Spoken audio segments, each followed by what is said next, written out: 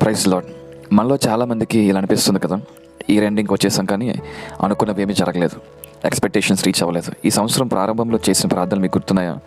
ప్రభువా, ఈ సంవత్సరం ఇలా జరగాలి, ఈ సమస్యలు తీరాలి, ఈ అవకాశం రావాలి అనుకున్నాం, కానీ ఏమీ అనుకున్నట్టు జరగలేదు.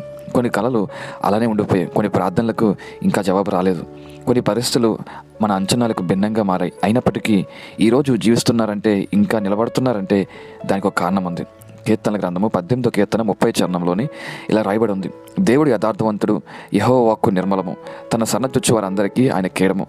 దావీదు జీవితం ఎప్పుడూ సులభంగా లేదు. అభిషేకించబడినప్పటికీ రాజు అవ్వడానికి చాలా ఆలస్యమైంది. ఎన్నో విజయాలు చూశాడు, కానీ ఎన్నో వేదనలు కూడా చూశాడు. చివరికి దావీదు చెప్పిన మాట ఏంటంటే, దేవుని మార్గం సంపూర్ణమైనది, దేవుడు యథార్థవంతుడు. మనం ఫలితం కోసం చూస్తాం, కానీ దేవుడు ప్రక్రియను, ప్రాసెస్ని చూస్తాడు. మనం కోరుకునేది ఏంటంటే వెంటనే జాబ్ రావాలి, వెంటనే పరిస్థితులన్నీ కూడా మారిపోవాలి.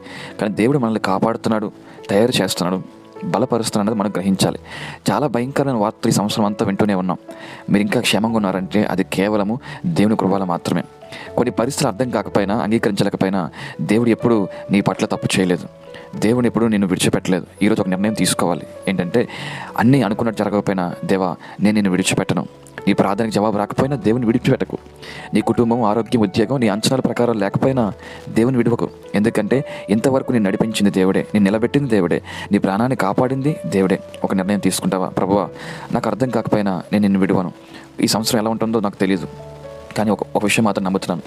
నీ మార్గం సంపూర్ణమైనది, నీ వాక్యం నమ్మదగినది, నువ్వు మాకు కవచంగా ఉండు. ఇలా ప్రార్థిస్తారా?